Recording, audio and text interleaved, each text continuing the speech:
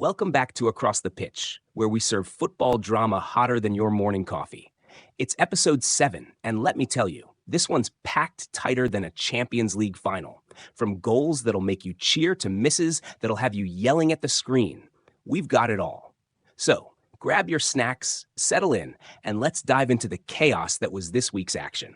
And hey, if you've got hot takes, hold on to them because you'll need them later. Let's get rolling.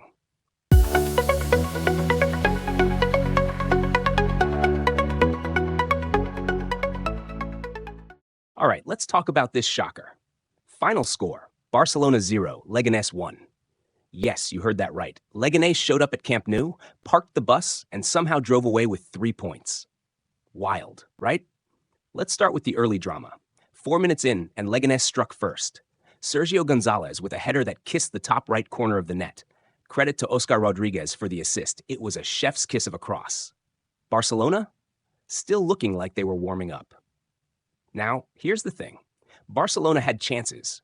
Oh, they had plenty. Lewandowski, Dani Olmo, Lamine Yamal, they all took turns missing the target or being denied by Leganés' keeper. Lewandowski alone probably could have written a novel on missed opportunities. Headers over the bar, shots wide. It was a masterclass in almost. And let's talk about Rafinha. The man was everywhere, trying to make something happen. A free kick in the dying minutes looked promising, but nope. Just another ball for the fans in the stands. Leganés, on the other hand, kept things simple. They defended like their lives depended on it and took every chance to waste time. Substitutions, fouls, and a yellow card for Javi Hernandez late on?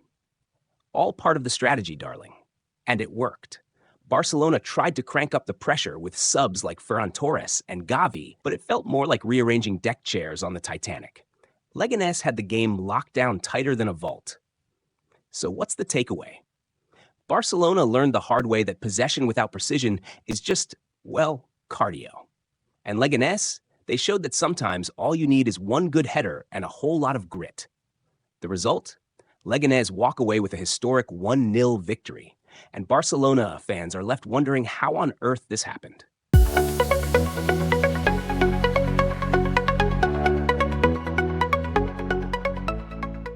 Let's break it down. Atletico Madrid squeaked out a 1-0 win over Getafe, and honestly, it wasn't pretty. It was gritty, scrappy, and everything you'd expect from Atletico.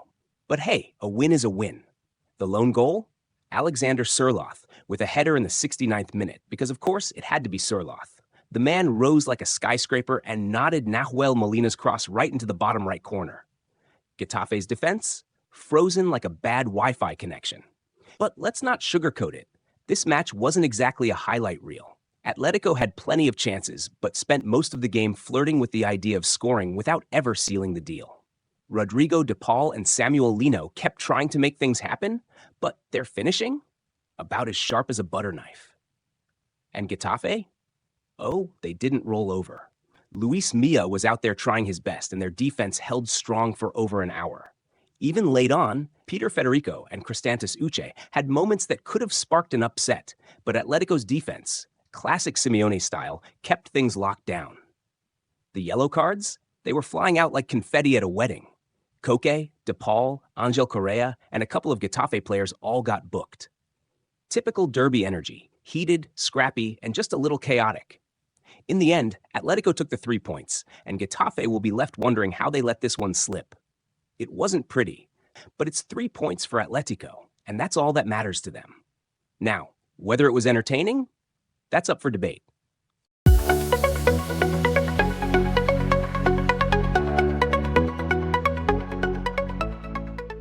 All right, let's talk about this snooze fest. Real Sociedad and Las Palmas? A goalless draw, 0-0, 96 minutes, and not a single ball found the back of the net. Honestly, I've seen better action in a Sunday league match. Real Sociedad, what are we doing here? They had their chances, plenty of them, but every shot was either blocked, saved, or sent into orbit. Luka Sucic and Ander Barrenetxea, shooting practice is clearly overdue. And Mikel Oyarzabal hitting the post in the 25th minute? That was Sociedad's one moment of actual drama. The rest? Just frustration in blue and white. And Las Palmas? They were out here playing the underdog card to perfection. Sandro Ramirez had a couple of decent looks, even rattled the bar in the 56th minute, but let's be real, did anyone really think they'd steal this one? Their defense, though? Solid. Marvin Park and Mika Marmol were shutting things down like nightclub bouncers. But let's not ignore the chaos. Yellow cards flying around, fouls aplenty, and a match that felt more like a battle for free kicks than a football game. Tikfusa Kubo, Ander Barrenetxea, and Sandro all got themselves booked.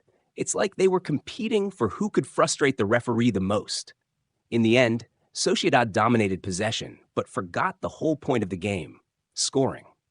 Las Palmas, meanwhile, left the pitch grinning with a hard-fought point. If you're Sociedad, this is a game you should have won 10 times over. If you're Las Palmas, you're popping champagne for surviving. 0-0, a point each, and everyone goes home wondering why they bothered showing up. On to the next one, I guess.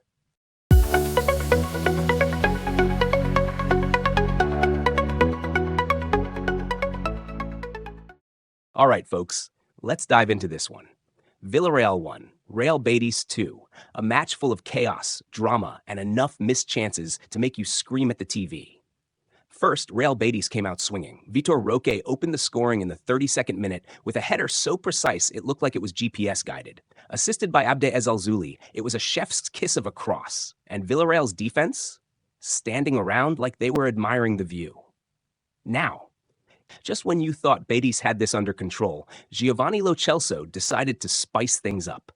47th minute, free kick, top right corner, an absolute banger.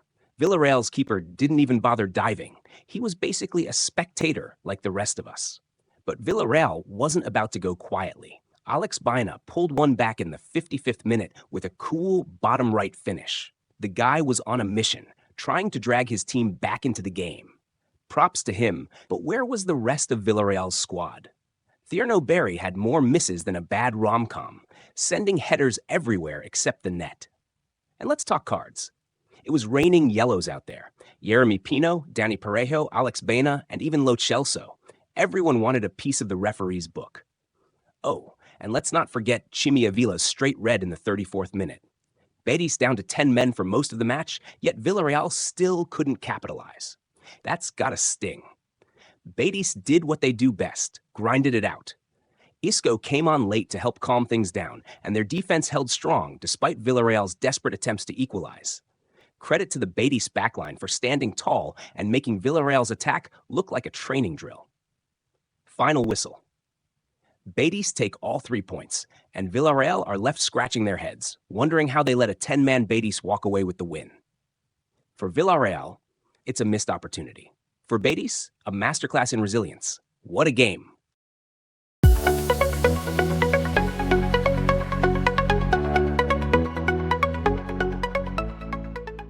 All right, let's unpack this one. Deportivo Alavés 1, Athletic Club 1, a match that gave us everything except a winner. Drama? Check. Goals? Double check. Missed chances? Oh, absolutely. Athletic Club started strong, and by minute 10, Unai Gomez delivered the goods with a tidy finish to the bottom right corner. Across from Oscar de Marcos, a little chaos in the box, and boom, Athletic are up 1-0. Alavés, still trying to figure out what day it is. But Alavés didn't stay quiet for long. By the 67th minute, Joan Jordan leveled things up with a scrappy close-range strike. Credit to John Guridi for setting it up with a long-range effort that forced Horst to save. The Athletic defense, watching like they had tickets to the show. 1-1, and suddenly it's anyone's game. Now let's talk about those chances, or should I say missed opportunities. Athletic Club's Iñaki Williams had one saved, one sent wide, and one just, well, nowhere near the goal. And Alavés, Quique Garcia? The guy was fouled more times than he had meaningful touches, but when he did get a shot off, it went flying over the bar. And the fouls? Oh, there were plenty. This game felt more like a wrestling match at times, with yellow cards flying around like confetti. Adama Boiro, Noel Tenaglia, and Yuri Berchiche all got booked, and the tackles? Let's just say the ref was getting his steps in, breaking it all up. By the time the 95th minute rolled around, both teams were exhausted, and we were all just waiting for someone, anyone, to make a difference. Spoiler alert, no one did. The game ended 1-1, and both sides walked away with a point. For Athletic Club, it feels like a missed opportunity. They started strong but couldn't finish. For Alaves, it's a hard-earned draw and a lesson in resilience. Not the result either side wanted, but hey, it keeps things interesting in the table.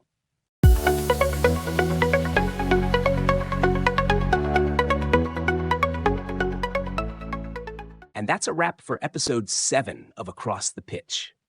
Thanks for tuning in and letting us bring you all the football chaos, drama, and questionable refereeing decisions of the week. If you enjoyed today's breakdown, don't be shy. Hit that like button, smash subscribe, and ring the bell so you're always first to know when we drop another episode. And hey, the comments section, it's your playground. Share your thoughts, hot takes, or just roast your rival teams. We're here for all of it. Until next time, keep the passion alive, keep the banter rolling, and we'll catch you right here on Across the Pitch. See you soon.